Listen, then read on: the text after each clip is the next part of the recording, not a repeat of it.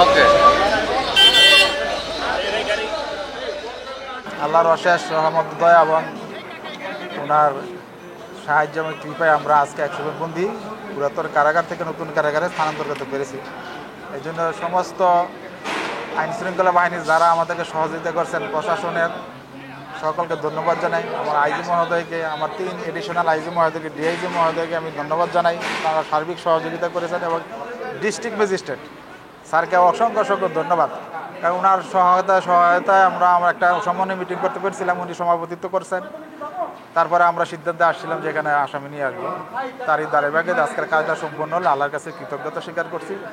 আর যারা সহায়তা করছেন সকলকে আন্তরিক ধন্যবাদ। পুরাতন কারাগারের আসলে ধারণ ক্ষমতা 678, তাই তুলনায় আজকে 1493 বন্দী আছে। স্বাভাবিক কারণে বন্দী বেশি, তাদের জায়গা সংকুলন হচ্ছে না। আর এইখানে ধারণ ক্ষমতা হলো 2000, আবার প্রস্তাবিত আর আছে 2000, তার মানে 4000, ভবিষ্যতে 4000 বন্দী রাখার ব্যবস্থা করা হবে। বর্তমানে 2000 বন্দী আছে।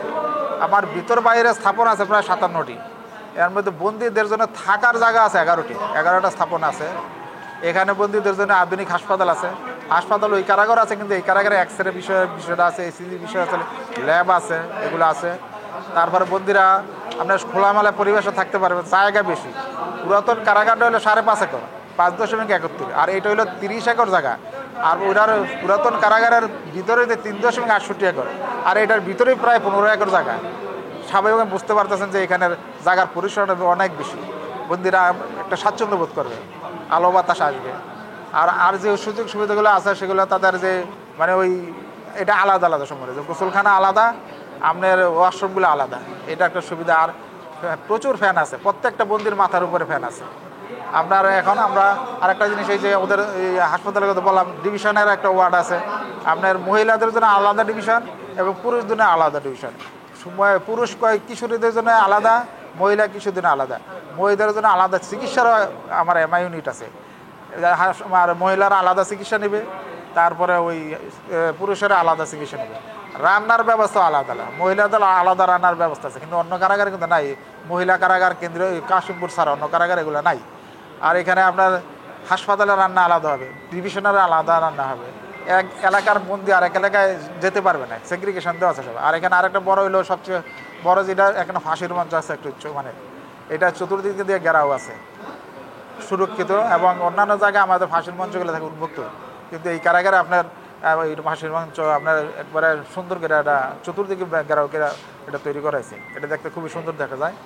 আর আমাদের কারারক্ষীর জন্য সুবিধা হলো ওদের জন্য আমাদের আলাদা হাসপাতালের ব্যবস্থা আছে, এবং কারারক্ষী থাকা ব্যারাকের ব্যবস্থা, 300 জন কারারক্ষী আবাসনের ব্যবস্থা আছে। তাদের ছেলেমেয়েদের পড়াশোনার জন্য স্কুল আছে। আর কারাগারের ভিতরে যে বাচ্চারা আসবে, মায়েদের সাথে শিশুরা আসবে, তাদের জন্য আলাদা ডে কেয়ার সেন্টার আছে, লাইব্রেরি আছে, আমাদের পুরুষদের লাইব্রেরি আছে, মেডিটেশনের জায়গা আছে আলাদা। এখানে আমার গম বাংলার মেশিন আছে, ওইটার মধ্যে আছে, এটা তো আছে, এবং ওয়ার্কশেডও আছে ওইটাতে। মানে ওই কারাগারের যে বৃহদাকার, এখানে সব কিছু আছে। মোটামুটি সবাই ভালো থাকবে এখানে। যেহেতু নতুন জেল, নানান সমস্যা হইতে পারে, চ্যালেঞ্জ রাইজ করতে পারে। এই কারণে আরেকটা জিনিস, আমাদের জনবলের ঘাটতি আছে কিছুটা। আমরা এই যেই জনবল আছে, এই জনবল যে আমরা ফুল ফ্লেজ এটা আমরা চালাতে পারবো না। এই কারণে আমরা অল্প করে বন্দি নিয়ে আসছি, যেগুলো আমার রিস্ক কম এবং যারা কাজকর্ম করবে। আগে জেলটারে আমার বাসযোগ্য করতে হবে, কারণ নতুন নির্মাণ হয়েছে, অনেক নির্মাণ সামগ্রী পড়ে আছে, এদিকে সেদিকে আগাছা সাফ করা হবে। গণপূর্ত আগাদা সাফ করেছে, কিন্তু এগুলো আমাদের মতো করে আমরা আবার সাফ করা লাগবে।